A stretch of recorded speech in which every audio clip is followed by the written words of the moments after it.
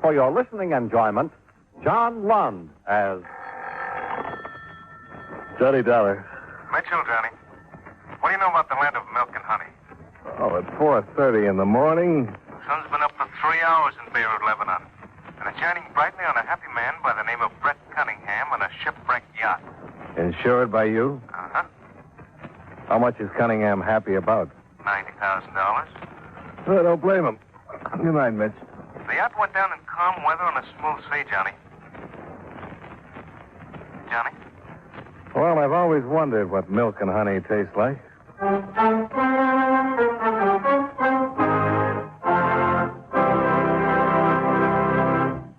We'll return to our program in a moment. But first, I'd like to talk to you about housekeeping. Recently, a woman was interviewing a prospective maid and asked her how she was on light housekeeping. Well, I'm sorry, ma'am, said the young lady. I never kept a lighthouse. I admit that's an old joke, but it generally gets a laugh. However, housekeeping is no joke. That's a job from which no one can escape, whether he lives in a house, an igloo, a military barracks, or a governmental building. Yes, housekeeping is a very important job, even in our government. Someone has to see that the plumbing doesn't leak, that electricity, oil, and coal aren't wasted, that the garden is kept in good shape, that the animals are fed, and that the people have a place outdoors in which to enjoy themselves. Actually, all these governmental household tasks are the work of the Department of the Interior, which at one time was called the Home Department. The biggest job of the department is conservation, the protection of the things that make our country a good place in which to live. The land, water, oil, coal, forests, minerals, fish, and wildlife. These are our natural resources. If it weren't for the conservation work of the Interior Department, before too long, all the farm and grazing lands would be washed or blown away, and all the wildlife would disappear from our fields and forests. Another important job of the department is the development of new natural resources and the caring for our national parks where people are free to go sightseeing or set up camp. And during wartime, the Secretary of the Interior has a special job, namely, making sure that sufficient oil and other fuels are available to our armed forces and defense industries. Yes, our governmental housekeeper, the Department of the Interior, has a most important and vital job in maintaining the comfort and welfare of every citizen of the United States.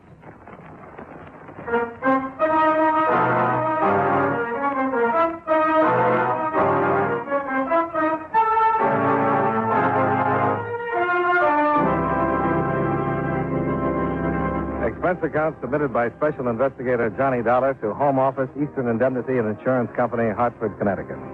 The following is an accounting of expenditures during my investigation of the milk and honey matter. Expense account item 1, $666.45. Airfare and incidentals between Hartford and Beirut, Lebanon. Quite a fabulous land, this one of Lebanon, where ancient mosques and biblical ruins stand hand in hand with the most ultra of modern hotels. And quite a fabulous character, this Brett Cunningham. I located him exactly 35 minutes after checking in at the St. George Hotel. He was just where everyone I questioned said he'd be. At the cites, a swank gambling casino just outside of town on the Beirut-Damascus highway. He was standing at one of the wheels, all 6'4" of him, face flushed and grinning, surrounded by stacks of chips, and a young, svelte brunette who clung to him with one hand and a champagne cocktail with the other. Faites vos jeux, mesdames et messieurs. Faites vos jeux, s'il vous plaît. What do you say we try 13 again, honey? That would be real George, Fred. Real George. Okay, baby, 13 it is. Are you Brett Cunningham? Uh-huh. Okay, Charlie, let her spin. My name is Johnny Dollar. I'd like to talk to you for a minute, Cunningham. Some other time. It's pretty important. Don't spin her so hard the next time, Charlie. It takes too long to get action for my money. You are American, no, mister? That's right. And I just think you are real George, Mr. American. Well, thanks a lot. It's about that yacht of yours, Cunningham. Insurance? Yeah. I figured. Très hiatus. Hey, how about that? Stack them up for me, Charlie. We miss you. It's going to be a big night, baby. A big night. Oh, oui, Brett, real sure. Hey, bonjour. About that yacht. You got my check with you, Dollar? That comes later. So what comes now? Some routine questions. Such as? Such as, how come your yacht went down in a smooth sea and calm weather? Oh, worried about a fraudulent claim? Are you? Hey, put these on 00, Charlie. Well, Mr. Cunningham? Oh, yeah. Well, she hit a derelict, stove in the bow, went down in less than 3 minutes. Just like that. Why not? I don't know. Well, maybe you'd like to find out, huh? Well, no harm trying. Oh, sure. You do that, Dollar. You'll find me right here when you're ready to pay off.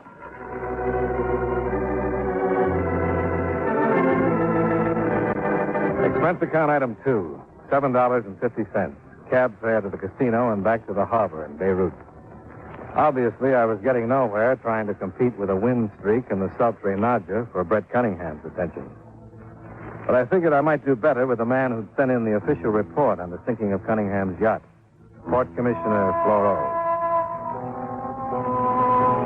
I found Commissioner Floro on the second floor of a baked clay office building, which was surrounded by bales of drying sheepskins and casks of olive oil and dates.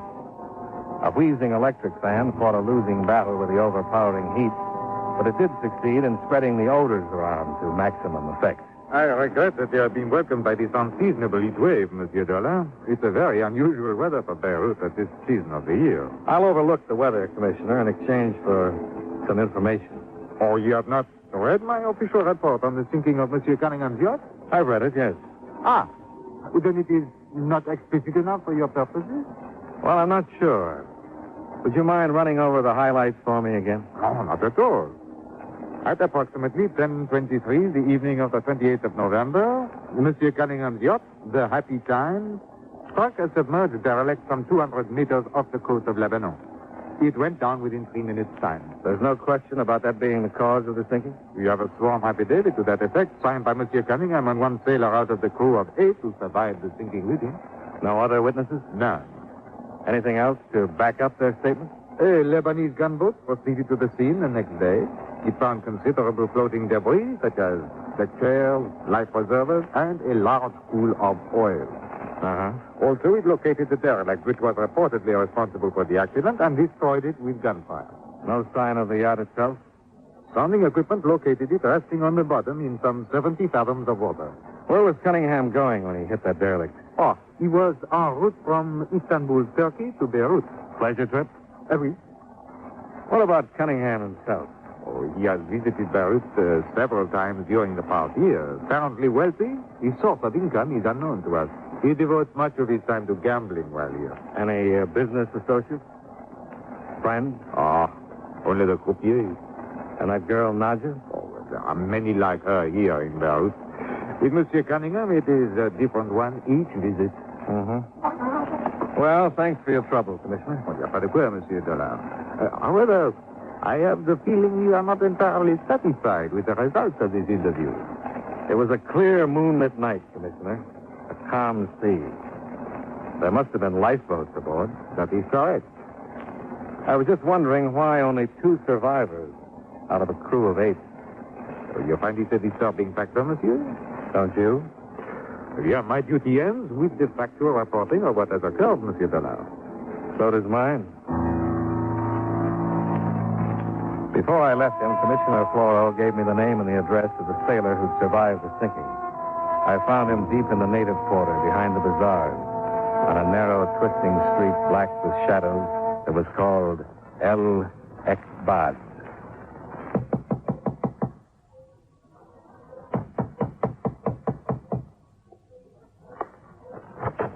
Oh, it is to be regrettable, Effendi. It is to be most regrettable.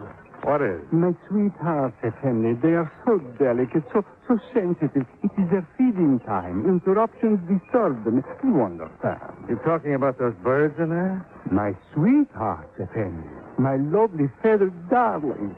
They are so sensitive. I cannot talk now. You understand. You will excuse, please. No, just a minute. You're Casimir Andescu? It is so, Effendi. My name is Dollar, insurance investigator. I'd like to ask you a few questions about the sinking of Brett Cunningham's yacht. But what is there that Casimir Andescu, a humble sailor, could tell you about that, Effendi? That's what I'd like to find out. Very well. Come in, if you please. Here, Effendi. Please to be seated on the chapeau, if it does not offend you by its humbleness. No, it'll do fine. Now, if you do not mind, I will feed the hearts of my heart while we talk.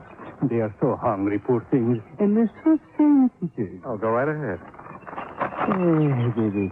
I have collected them from all over the world, Effendi.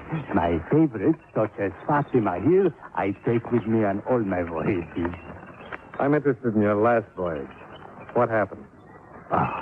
It was so unfortunate, Effendi. It was about 10 o'clock on the night on the 28th of November, some 200 meters off the shore of Lebanon. The yacht she struck a derelict and went down in less than 3 minutes. So unfortunate. Now tell me what really happened. Effendi, I've sworn to this information before the commissioner of the port. I read the report. I don't have to believe it. Dear Krishna, beloved of all beloveds, for you, my sweetest one. Well, Mr. Andescu? Effendi, I am but a poor man. How much? You understand, it is not for myself that I ask, Effendi. It is for these poor ones here. How much? Andescu is a reasonable man. He will ask only for the 10% of the claim. $9,000. Oh, I couldn't ask anyone to be that reasonable.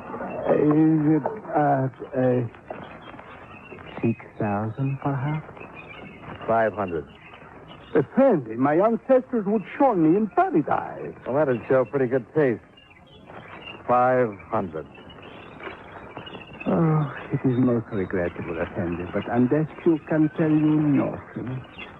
Okay. It is not that I am mercenary, Effendi. So far as money is concerned, I would not ask 1 dinar for myself. You understand what I am saying, Effendi? Oh, sure. It's strictly for the bird. Expense account item 3, $27.50. A radiogram to Intelligence Division, Turkish Police in Istanbul. Expense account item 4, $3.50. Cab fare out to the Escowido Casino. The return trip being occasioned by a phone call just as I was climbing into bed for the night. Johnny Dollar. Brett Cunningham, Dollar. Oh, what's on your mind, Cunningham? That check for $90,000. Well, you sound anxious. Your win streak peter out? No, still doing all right. But you've just hit all over the board. Being cryptic doesn't suit your personality. How about honesty? I'll be happy to read any character references in the morning. Wouldn't you rather read my signature on a quit claim to that insurance tonight? You don't sound as though you've been drinking. I haven't. Well, why the sudden change of attitude? Are you interested in analyzing me or in that quit claim? Where are you? At the casino. I'll be right there.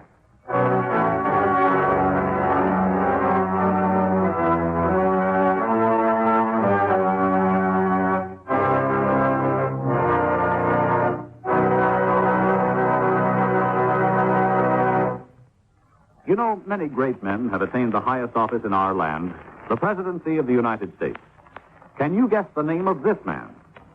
The son of a Baptist minister, he entered Union College at Schenectady, New York, at the age of 15. He was the 4th vice president to become president through the death of the chief executive.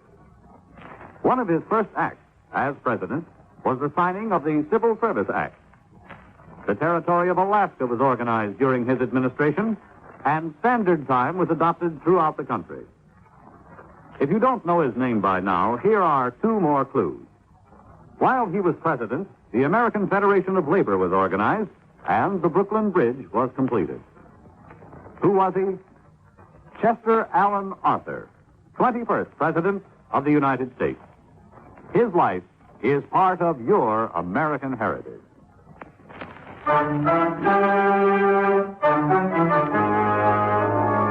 And now, with our star, John Lund, we bring you the second act of Yours Truly, Johnny Dollar.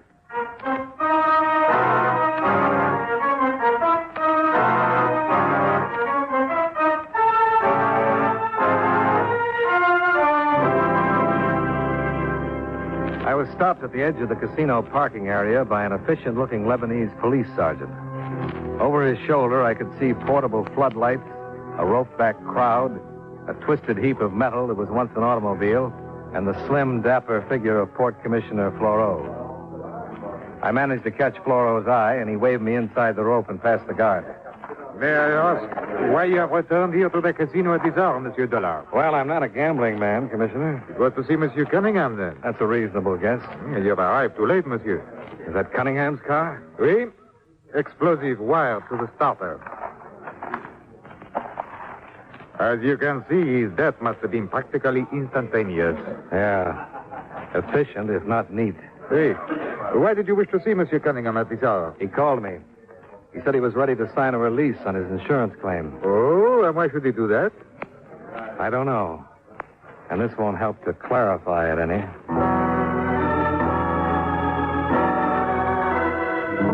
For the next 3/4 of an hour, Commissioner Floro conducted a crisp, thorough investigation and came up with nothing. One of the police sergeants drove me back to my hotel. Nadja was waiting for me in the lobby. Hello, Mr. Dollar. Well, hello, Nadja. I see you're not wearing mourning. You know you're real cute, Mr. Dollar. Nadia likes you.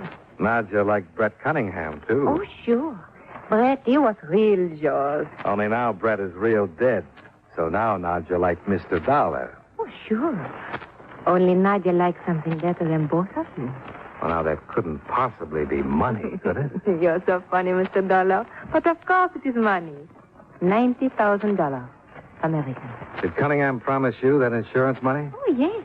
Oh, you're too smart to have fallen for a line like that.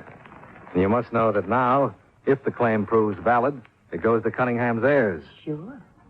That is where Nadia comes in. He named you in his will? No. He married me. Nadia is Mrs. Brett Cunningham. Is that not real crazy, Mr. Dollar? After Nadja dropped her little bombshell and took her giggling departure, I checked with Commissioner Floro, who in turn checked with the Public Records Administration. Brett Cunningham and Nadja had been married the evening before in the manager's office at the Suido Casino. Expense account item 6, $17.25. Radio phone call to Istanbul, Turkey. I spoke with Chief Inspector Debrigi. 1,000 pardons, Mr. Dollar, for not having replied to your radiogram before this. But we have been having some difficulty in obtaining the information you request. Well, that happens, Inspector. What have you run into? We know that Mr. Cunningham's yacht, the Happy Time, sailed from Istanbul on the afternoon of the 24th November bound for Beirut. Our trouble has been with this motor schooner, the El Hussein. The El Hussein. What's that?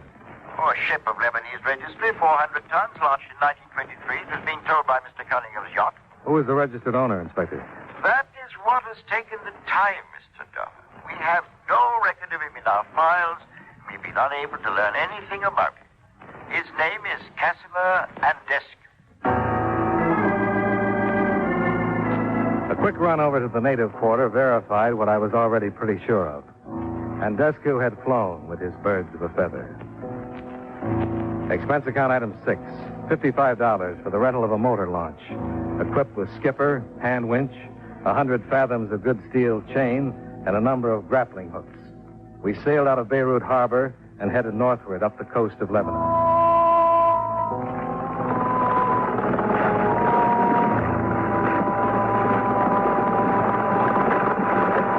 Some 4 hours and 35 boring minutes later, the boatman roused me from the sun-induced doze. There, Effendi, upon the shore. That is the ruined tower which you seek. Fits Commissioner Floro's description, all right. And now, Effendi? We'll do some fishing. I dropped about 70 fathoms of chain overboard with grappling hooks attached, and we began trolling slowly back and forth, some 200 meters offshore.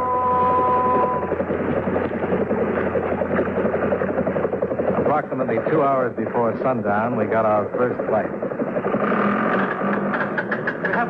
Nothing, Effendi. Well, it's about time. Let's see what it is.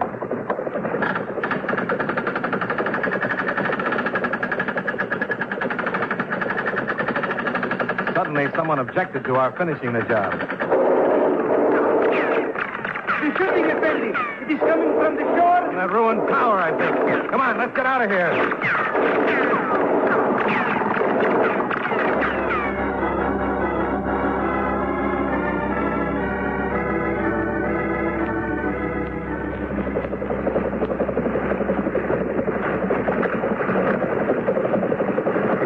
Monsieur Dollar!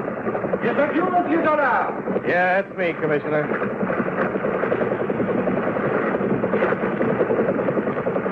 I have expected you back hours ago. I was beginning to be concerned that something had happened to you. It almost did. I will tie up, Effendi. Okay.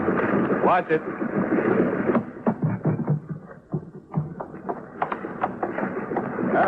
Did you have any success on your search, Monsieur Dollar? Well, that's a matter of definition. I've acquired a bad case of sunburn, a healthy respect for Tommy guns. Pardon? And this. That? What is it, Monsieur? Well, it looks like part of the transom of a lifeboat. Care to look at the name on it? Monsieur? I couldn't make happy times out of it either. El Hussein? Eh bien, what do you think now, Monsieur Dollar? I think I'd better get some sunburn lotion.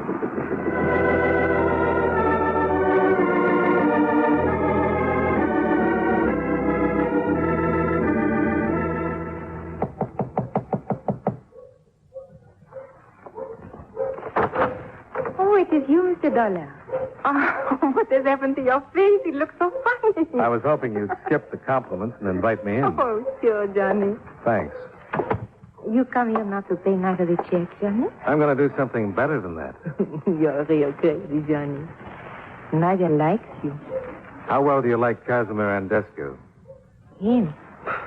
He's a nothing. Why do we talk about him? Well, if we don't, somebody might get the idea that you're guilty of fraud and murder. Johnny. Now you're not being real crazy anymore. Nadia did not do these things, you say? Somebody murdered her husband, Brett Cunningham. Oh, sure, but Nadia did not do this. And somebody tried to defraud an insurance company out of $90,000 by sinking an ancient wreck called the El Hussein instead of a yacht. Oh, Johnny. Then you know about this. And now Nadia will not get the money. That's the general idea. That is not nice, Johnny. Why should you tell anyone? If Nadia gets the money, she would give you half. That would be real yours, no? You're missing a point somewhere, Nadia. Or didn't you know that you can't spend money in prison? If Nadia tell you about Casimir Andescu, then she does not have to go? That depends on what she tells me. Oh. Nadia will tell you the truth. Oh, that'll be refreshing. You see, my Brett, he was gambling in Istanbul. He lose much money to Casimir Andescu, $15,000. And he cannot pay. Casimir does not like this. Oh, I don't blame him. That's a lot of money for a sailor not to collect. Johnny, Casimir is no sailor. He's a big gambler, big smuggler, a real businessman. My apologies to Casimir. Anyway, for Brett to pay off, Casimir tell him what to do about the boat, and they will make the 50-50 on insurance. That was good sense, no? Let's not stop to discuss ethics at this point, shall we? Well, anyway, afterwards, Brett comes here. He gamble and win big. So he wants to pay Casimir back what he owes from Istanbul. Brett figured he could collect all the insurance himself then. Oui. It was smart of you, no? Oh, sure. But Casimir saying no. And Brett get angry. And that's when he pulled his dog in the manger bit. What, Johnny? He told Casimir that if he couldn't have it all, he'd see that Casimir didn't have any. So he phoned me to call the whole thing off. Just a bluff to scare Casimir into giving him a better deal. Oui. Only Casimir, he got angry too. And wired Brett's car for him. Oui. Where's Casimir now? I think he's with the yacht, Johnny. And where's that? Up north, just beside of Tripoli, there's a small fishing village. Kabadi. Maybe you'll find him there. Maybe.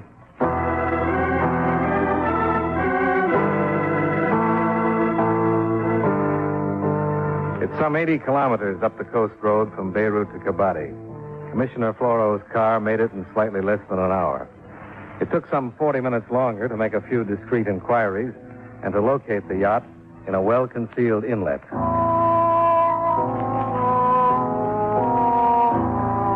Even in the dark, the hasty remodeling work was apparent.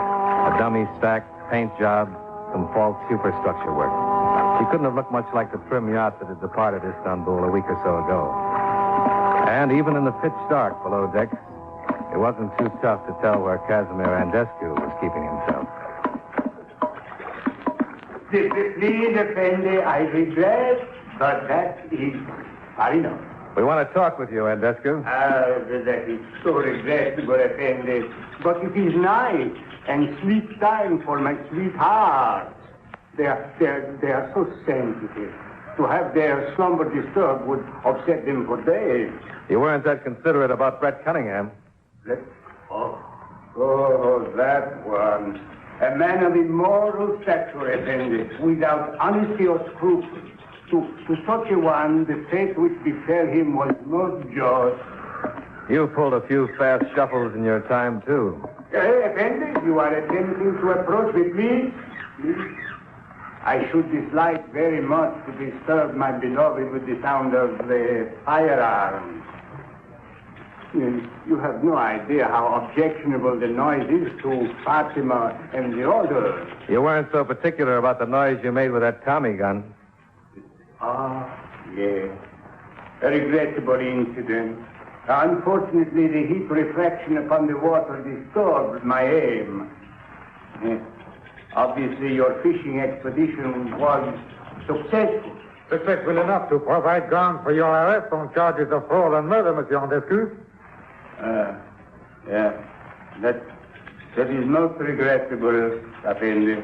I must ask you to drop whatever weapons you have and return to Beirut in my custody. Oh, but you must understand that I cannot do that, Effendi. I simply cannot do that. There would be no one left to care for my sweetheart. Watch it, Paul!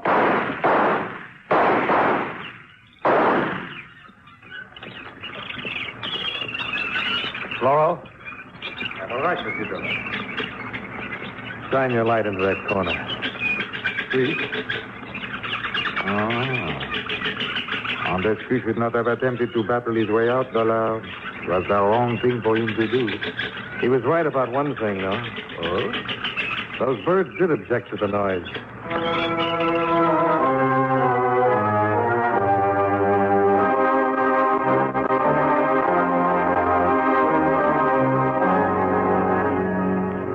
Expense account item 7, $703. Airfare and incidentals from Beirut, Lebanon, back to Hartford. Expense account total, $1,480.20. Incidental remarks, I'd still like to know what milk and honey taste like. Yours truly, Johnny Dollar.